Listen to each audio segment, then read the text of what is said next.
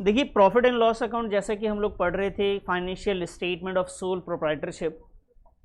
तो financial statement of sole proprietorship में अगर फाइनेंशियल स्टेटमेंट की बात करी जाए तो उसमें 3 चीज़ें आती हैं फाइनेंशियल स्टेटमेंट में। एक होता है हमारे लिए ट्रेडिंग अकाउंट, दूसरा होता है profit and loss account.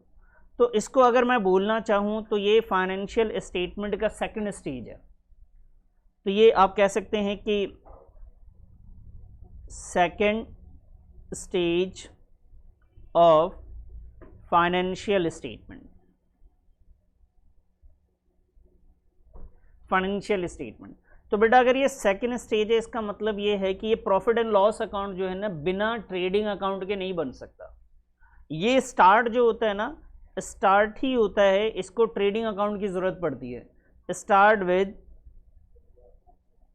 Gross profit और ग्रॉस लॉस। मतलब इस अकाउंट को बनाने के लिए हमें स्टार्टिंग में क्या चाहिए, ग्रॉस प्रॉफिट चाहिए या फिर बेटा ग्रॉस लॉस चाहिए। तो बिना ट्रेडिंग अकाउंट के तो आप बना ही नहीं सकते। तो सर प्रॉफिट एंड लॉस का ऑब्जेक्टिव क्या है? चलो हमने स्टार्ट कर दिया, सेकंड स्टेज है, लेकिन हम बना क्यों रहे? हम इसलिए बना रहे हैं to calculate net profit of organization. यहां पे पूरे ऑर्गेनाइजेशन का हम लोग क्या कैलकुलेट करने वाले हैं? Net profit.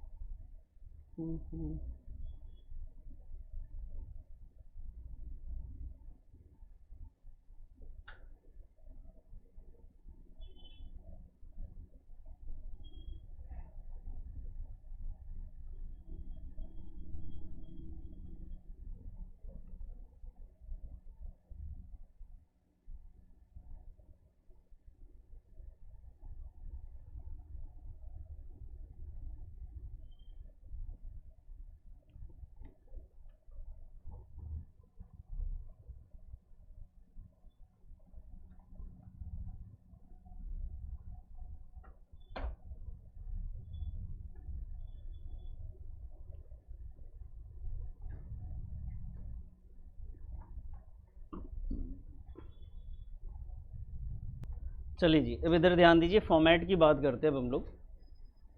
देखिएगा, तो जो प्रॉफिट एंड लॉस अकाउंट है बेटा उसके फॉर्मेट है profit and loss account for the year ended. जैसा आपको पता है कि फाइनेंशियल स्टेटमेंट हम लोग ईयर के एंड में बनाते हैं। तो यहाँ पे आपके ईयर के एंड की डेट डल जानी है, डेबिट साइड और ये क्रेडिट साइड। अब डेबिट साइड में क्या आएगा, क्रेडिट में, ये कॉमन सेंस है, नॉमिनल अकाउंट से अंदाज़ा आप खुद भी लगा सकते हैं कि अगर नॉमिनल अकाउंट है तो नॉमिनल अकाउंट में हमेशा प्रॉफिट गेन जो होता है वो हमेशा क्रेडिट साइड आता है। तो जो भी प्रॉफिट से रिलेटेड बातें हैं वो क्रेडिट साइड आएगा, या गेन है किसी तरीके का, कोई फ़ायदा हुआ है तो वो क्रेडिट साइड आता है बच्चे। और अगर हम इसकी बात करें, नॉमिनल अकाउंट के डेबिट साइड की बात करें, तो यहाँ पे एक्सपेंसेस एंड लॉसेस, ये बेसिक चीज़ें, ये इस अकाउंट में क्या आना वो अलग बात है, लेकिन इससे बाहर की नहीं होंगी यही सारी चीज़ें। तो जैसे मैंने आपसे कहा कि प्रॉफिट एंड लॉस का स्टार्ट हमारे पास होता है ग्रॉस प्रॉफिट या फिर किससे, ग्रॉस लॉस से। ध्यान से सुनेंगे आप। अब बताइए, कंपनी को हो जाता है ग्रॉस लॉस, मुझे उससे स्टार्ट करना है, प्रॉफिट एंड लॉस अकाउंट बनाना है, तो बता सकते हैं आप ग्रॉस लॉस किस साइड लिखेंगे आप? Debit side. Very good. तो ग्रॉस लॉस का जो स्टार्ट है बेटा वो डेबिट साइड आता है, यहां से स्टार्ट होता है ग्रॉस लॉस। लेकिन अगर क्वेश्चन के अंदर जब हमने बनाया ट्रेडिंग अकाउंट को और उसमें ग्रॉस लॉस नहीं आकर बेटा ग्रॉस प्रॉफिट है, तब किधर लिखेंगे आप? तो क्रेडिट साइड लिखेंगे, इस साइड आ जाएगा आपका ग्रॉस प्रॉफिट। आप मुझे ग्रॉस प्रॉफिट बताइए, ये बात समझ में आ गई आपको? कोई दिक्कत तो नहीं? अच्छा, क्या किसी क्वेश्चन में दोनों चीजें हो सकती हैं क्या? ग्रॉस प्रॉफिट भी हो और ग्रॉस लॉस भी हो सेम? तो किसी भी कंपनी में एक ही साल के अंदर प्रॉफिट भी हो और लॉस भी हो, ऐसा पॉसिबल है? एक बच्चा फेल भी हो गया और पास भी हो गया हो? नहीं ना।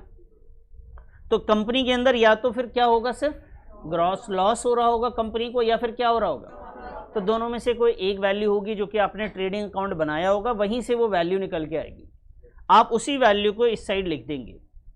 कोई बात समझ में आई? सब कुछ क्लियर? कोई प्रॉब्लम? अब क्या करेंगे बच्चे, अब इस साइड में हम लिखेंगे इनकम को। कौन सी इनकम? तो बेटा कोई भी इनकम, सेल्स के अलावा कोई भी इनकम हो, सेल्स के अलावा कोई भी इनकम हो, उसे हम लोग नॉन ऑपरेटिंग रेवेन्यू कहते हैं। कई बार सेल्स के अलावा कोई भी इनकम हो उसे यहां लिख देंगे, और उसको हम लोग यहां पे कहते हैं इनडायरेक्ट इनकम। क्या कहते हैं जी? इनडायरेक्ट इनकम, या फिर इसे कहते हैं नॉन ऑपरेटिंग इनकम।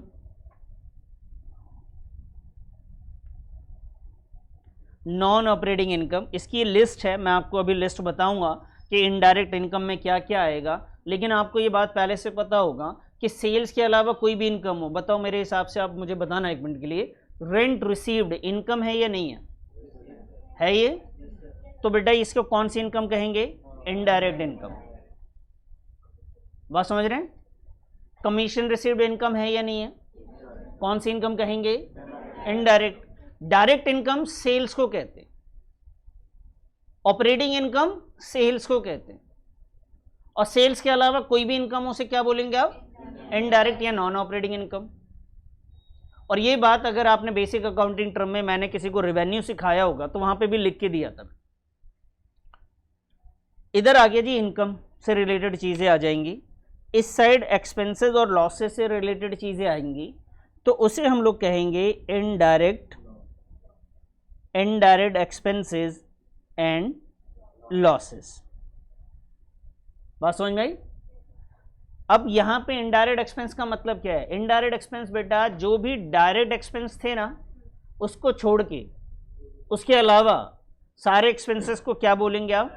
इनडायरेक्ट। हमने डायरेक्ट की पहचान ये बताई थी कि भाई अगर कोई प्रोडक्ट को आपने मैन्युफैक्चर किया है फैक्ट्री के अंदर, तो फैक्ट्री तक के खर्चे, आप ये ऐसा मान लीजिए फैक्ट्री तक के खर्चे डायरेक्ट एक्सपेंस है, और फैक्ट्री के बाद वाले खर्चे इनडायरेक्ट एक्सपेंसेस है।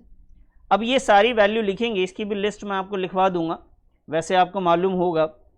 तो चलिए अब ये दोनों साइड का हम डिफरेंस निकालेंगे। क्रेडिट साइड ज़्यादा आ जाएगा, अगर आपका क्रेडिट साइड ज़्यादा आ जाए और डेबिट साइड आपका अगर कम आ रहा हो, तो उसे आप कहेंगे बेटा नेट प्रॉफिट। क्या बोलेंगे? ऐसा कब बोलेंगे बता दीजिए एक बार। जब क्रेडिट साइड क्या हो जाए? ज़्यादा हो जाए, यानी इनकम ज़्यादा हो जाएगा, तो ऑब्वियस सी बात उसे क्या बोलेंगे आप? नेट प्रॉफिट बोलेंगे। और अगर इनकम कम हो जाए तो, यानी एक्सपेंसेस ज़्यादा हो तो उसे आप क्या बताएंगे? Net loss. क्लियर है जी?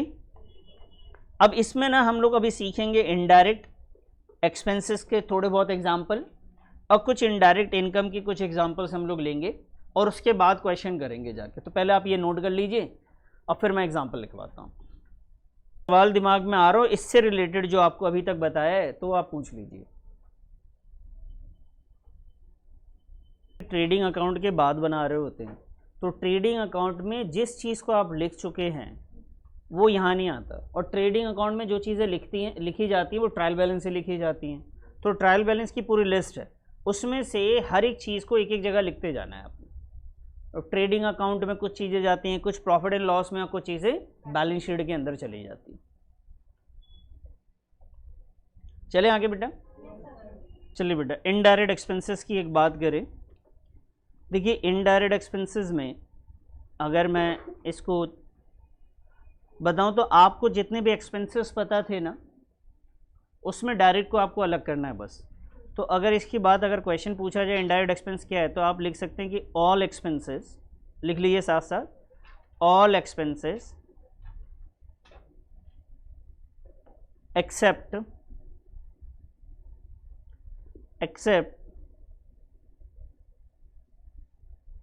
Direct expenses, all expenses except direct expenses. Direct expense को छोड़ के जितने भी एक्सपेंसेस बनते हैं या कोई भी लॉसेस है,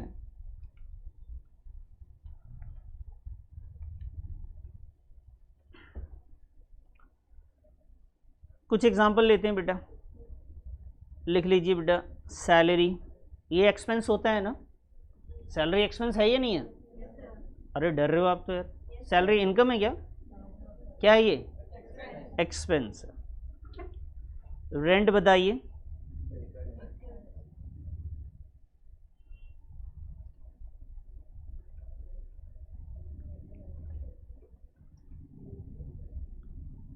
इलेक्ट्रिसिटी बिल,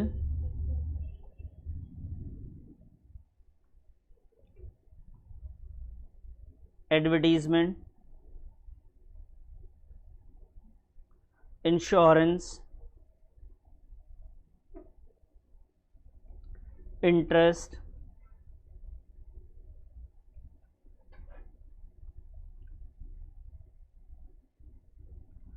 लीगल चार्जेस। ये बेसिक अकाउंटिंग टर्म्स के दौरान भी मैंने ऐसे 20-25 एक्सपेंसेस आपको लिखवाए होंगे। आज वही चीज़, बेसिक चीज़ें याद आएंगी, इसमें ज़रूरत पड़ेंगी आपको। Legal charges, repairs,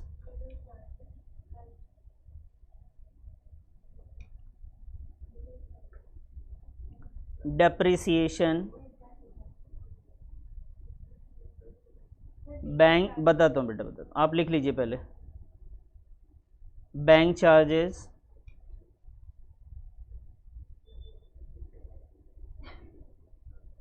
discount allowed,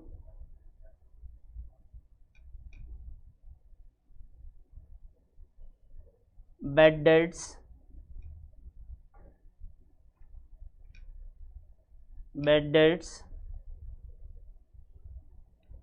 loss by fire, loss by theft,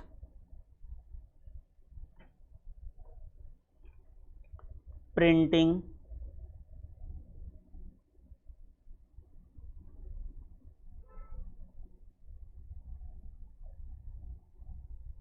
stationery,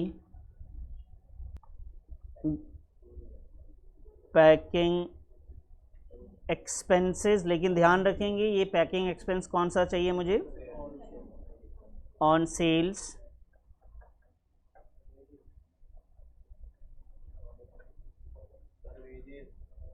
sir wages जो है, अगर ओनली वेजेस लिखा रहे तो वो डायरेक्ट एक्सपेंस है, यहाँ पे नहीं आता, ठीक है। डायरेक्ट एक्सपेंसेस यहाँ पे नहीं आएंगे, वो डायरेक्ट एक्सपेंसेस का पार्ट है। अगर लिखा हुआ है आपके सामने ओनली टैक्सेस लिखा है, सिर्फ वर्ड टैक्सेस है, इनकम टैक्स लिखा रहे तो वो ड्राइंग्स होता है। इनकम टैक्स क्या होता है हमारे लिए? ओनली टैक्सेस हो तो वो हमारा एक्सपेंस है, ठीक है जी।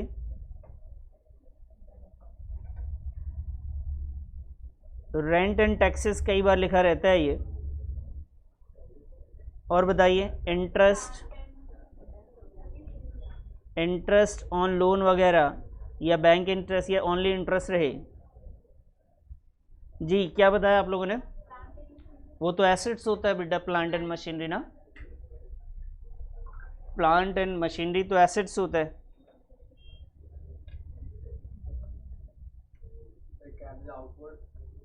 जी लिख लीजिए बेटा, कैरेज के आगे अगर आउटवर्ड लिखा है तभी आएगा यहाँ पे। कैरेज आउटवर्ड लिखा हो या कैरेज आउट भी लिखा है तो चलेगा। फ्रेट,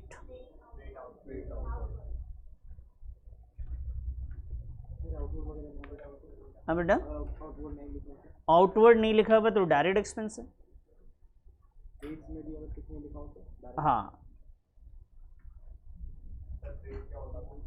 भाड़ा,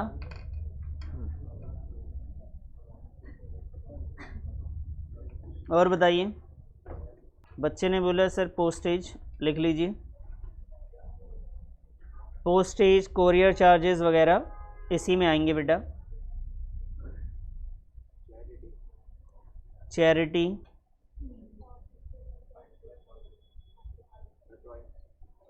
कमीशन, देखिए सिर्फ कमीशन लिखा हुआ हो, इधर ध्यान देना बेटा, कमीशन अलाउड लिखा हुआ है बेटा, एक मिनट, कमीशन अलाउड। और एक चीज़ और पहचान होती है, अगर डेबिट लिख दिया इसका मतलब वो एक्सपेंस ही है, क्योंकि कमीशन इनकम भी हो सकता है ना। अगर रिसीव लिखा रहता तब 25 तो हो गया जी। ड्राइंग्स बेटा एक्सपेंस में आता है, लेकिन यहाँ पे ना कैपिटल अकाउंट मतलब बैलेंस शीट में कैपिटल से माइनस करके दिखाया जाता है जी। डिविडेंड तो इनकम होती है ना, इन्वेस्ट जब हम करते हैं शेयर मार्केट में तो वहाँ से जो डिविडेंड मिलता है उसे कहते हैं लोग।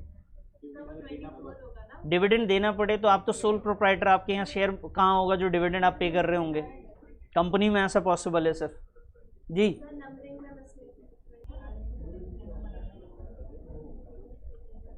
लिख लो बेटा, कोरियर लिख ही लीजिए आप बच्चे, कोरियर लिखिए। इंश्योरेंस लिखवा दिया मैंने आपको, चलिए इतने से काम चला लेंगे, आधा ख़त्म ही हो जाना है वैसे भी इससे तो, ठीक है जी। ये याद नहीं करने आपने, ऐसे नहीं आप बैठ के इसे याद करने लग जाओ, ये ध्यान से सुन लीजिए, इसको याद करने की ज़रूरत नहीं है आपने, आपको डायरेक्ट एक्सपेंसेस दिमाग में रखने मेन तो। डायरेक्ट एक्सपेंसेस की सबसे अच्छी पहचान क्या थी, उसमें ना पढ़ के मालूम चल रहा था ये खर्चे कहाँ के। किसी के पास लिस्ट लिखा हुआ है डायरेक्ट एक्सपेंस का, मुझे दिखाओ तो ज़रा। देखो बेटा डायरेक्ट एक्सपेंसेस में मैंने क्या बोला, पढ़ के कैसे मालूम चलेगा। यहाँ पे देखा इधर बच्चे, अगर वो वेजेस है सिर्फ वेजेस, तो मैंने आपको बताया था कि वेजेस का मतलब होता है मजदूरी, और ज़्यादातर कहाँ पे करी जाती है ये चीज़ें, फैक्ट्री के अंदर होता है ऐसा। कैरेज के आगे क्या लिखा हुआ है, इनवर्ड। फ्रेट के आगे क्या है, इनवर्ड। तो साफ लिख के बताया इन्होंने कि इनवर्ड यानी सामान लाने के खर्चे हैं ये सब। फ्रेट ओनली फ्रेट है तो भाई ऑफिस में थोड़ी ना ये सब भाड़ा वगैरह खर्च होना है। ट्रांसपोर्टेशन वर्ड यूज़ किया गया है। Factory expenses, power, fuel, lubricant, packing expense on purchases, manufacturing expenses and royalty, ये नाम से मालूम चल रहे हैं बेटा। अब मान लीजिए कुछ चीज़ें ऐसी हैं जो कि सर आपको, हमें तो ऐसा लग रहा है कि दोनों जगह होनी चाहिए थी। एग्जाम्पल के तौर पे इधर देखिएगा, अब बच्चे कैसे कंफ्यूज होते हैं। वो कहते हैं जी सैलरी तो फैक्ट्री में भी दी जा रही होंगी, तो क्या यहाँ पे लिखा गया है कि फैक्ट्री का सैलरी है, ऐसा बोला क्या? नहीं बोलेंगे तो आप समझना कि ये ऑफिस से रिलेटेड खर्चे।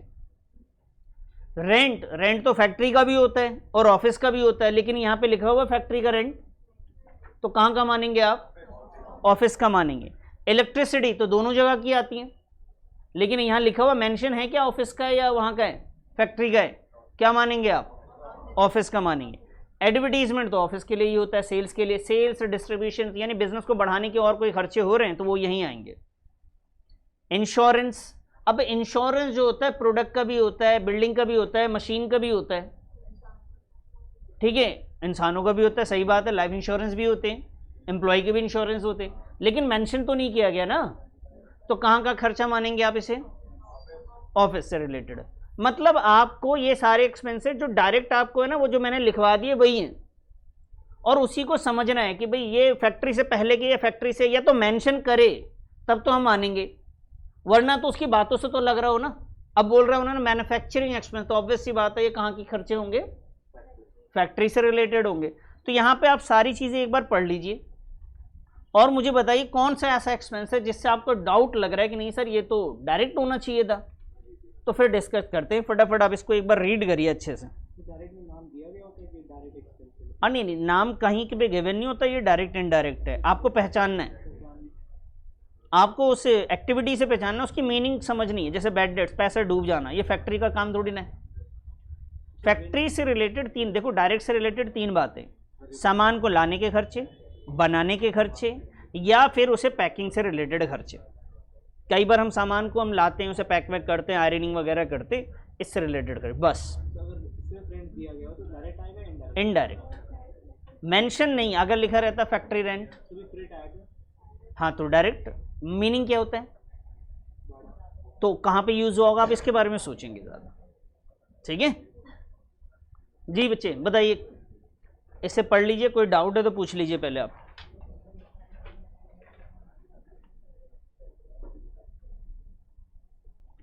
चलो जी, अब ये हमें इनडायरेक्ट एक्सपेंस समझ में आ गया है। अब आते हैं इनडायरेक्ट इनकम की लिस्ट लिख लेते हैं। एक बार इसको नोट कर चुके आप लोग ना। इनडायरेक्ट इनकम को ही हम लोग नॉन ऑपरेटिंग इनकम भी कहते हैं, जिसमें सबसे पहले बेटा मैं लिख रहा हूँ रेंट के आगे मैंने क्या लगा दिया, रेंट रिसीव्ड। अगर मैं रेंट के आगे क्रेडिट लिख देता तो इसका भी सेम मीनिंग है बेटा। क्रेडिट का भी मतलब है कि रेंट हमें मिला ही होगा। और सर अगर आप रेंट के आगे डेबिट लिख दोगे तो डेबिट लिख देना मतलब कि ये रेंट मैंने पे किया है, तो पे किया तो इनकम तो हो ही नहीं सकता ना, ये तो एक्सपेंस हो जाएगा सर। दूसरी बात, कमीशन, कमीशन रिसीव्ड लिखा हुआ होना चाहिए तभी इनकम है, या फिर कमीशन के आगे क्या लिखा हुआ होना चाहिए सर, या फिर क्रेडिट लिखा हुआ होना चाहिए। सर ओनली कमीशन होगा तो चलेगा क्या बेटा? ओनली कमीशन इसका मतलब कि आपने कमीशन को पे किया है और ये आपके लिए क्या है, एक्सपेंस है। ओनली रेंट लिखा हो तो क्या है, वो एक्सपेंस है। रेंट के आगे डेबिट लग जाए वो भी क्या है, एक्सपेंस है। बस ये याद रखना है कि इनकम ना क्रेडिट होती है हमेशा से। इनकम क्या होता है, हमेशा क्रेडिट होता है। रूल तो याद ही होंगे आपको, इनकम क्रेडिट होता है। सर और क्या तरीका पहचानने का बेटा? उसके आगे लिखा रहता है, क्या लिखा हुआ है? मैंने बोला सिर्फ रेंट, तो आपको लग रहा है क्या इनकम में रेंट के साथ क्या बोलना पड़ेगा मेरे को, रेंट रिसीव। अभी तो कंफ्यूजन है। तो रेंट रिसीव बोलेंगे तो इनकम है, कमीशन रिसीव तो इनकम है। डिस्काउंट के आगे बताइए कैसे पता चलेगा कि इनकम है, बोलो, अरे बोलो ना। डिस्काउंट रिसीव बोलेंगे तब मालूम चलेगा। दूसरी पहचान बताओ, डिस्काउंट के आगे क्या लिखा हुआ हो, क्रेडिट। ओनली डिस्काउंट लिखा हो तो बेटा, अगर सिर्फ डिस्काउंट है इसका मतलब ये डिस्काउंट अलाउड हुआ है बेटा, ये आपका एक्सपेंस है। फोर्थ लिख लीजिए, इंटरेस्ट के आगे क्या लिखा रहेगा, रिसीव्ड, या फिर लिखा रहेगा इंटरेस्ट क्रेडिट में।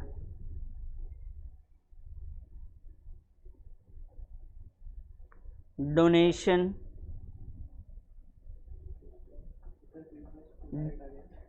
हाँ सिर्फ इंटरेस्ट रहे तो इनडायरेक्ट एक्सपेंस हो जाएगा ना। इंटरेस्ट सिर्फ ओनली इंटरेस्ट है इसका मतलब मैंने एक्सपेंस है, वो हमने पे किया है। फिफ्थ हो गया जी।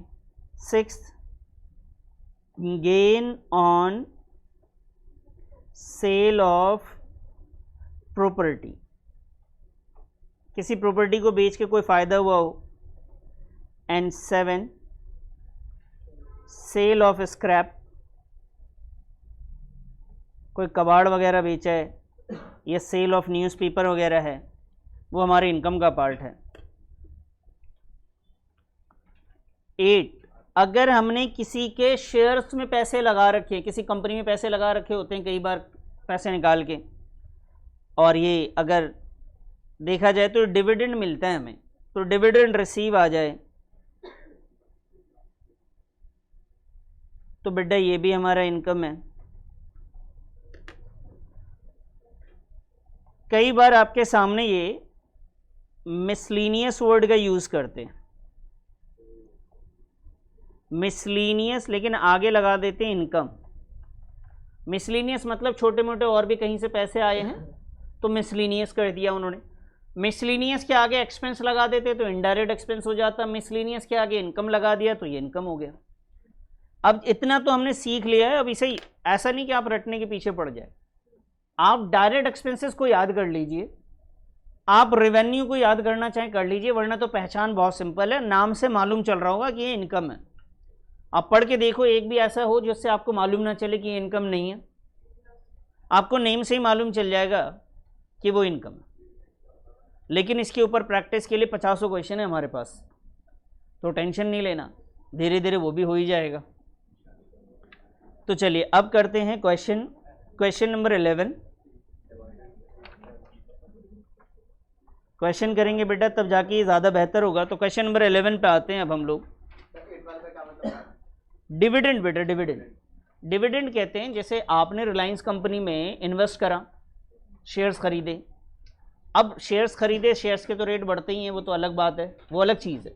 जैसे प्रॉपर्टी खरीदते हैं तो उसका रेट बढ़ रहा है मार्केट में, वो अलग चीज़ है। तो कंपनी को ईयर के एंड में प्रॉफिट होते हैं, उस प्रॉफिट में सब हिस्सादार हैं जिनके पास शेयर है। तो प्रॉफिट में से मालिक जितने भी शेयर होल्डर्स हैं सबको प्रॉफिट बटेगा, उसे बोलते हैं डिविडेंड। एक एग्जांपल के तौर पे कि हम दो मालिक हैं एक बिजनेस में, ये भी है और मैं भी हूँ।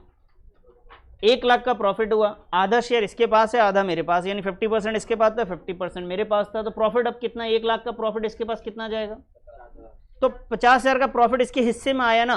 हिस्से में प्रॉफिट मिलने को हम लोग डिविडेंड कहते हैं, ठीक है। लेकिन अपनी कंपनी का नहीं, किसी और की कंपनी में हमने इन्वेस्ट किया होगा ना, तभी उसे इन्वेस्टमेंट के ऊपर हमें डिविडेंड मिल रहा होता है। नोट कर लिया सर यहां तक? क्वेश्चन करें हम लोग क्वेश्चन नंबर 11। चलिए ये रहा जी क्वेश्चन नंबर 11 आपके सामने। एक बार क्वेश्चन नंबर 11 को आप सिर्फ रीड करेंगे, क्वेश्चन नंबर 11 आप सिर्फ रीड करेंगे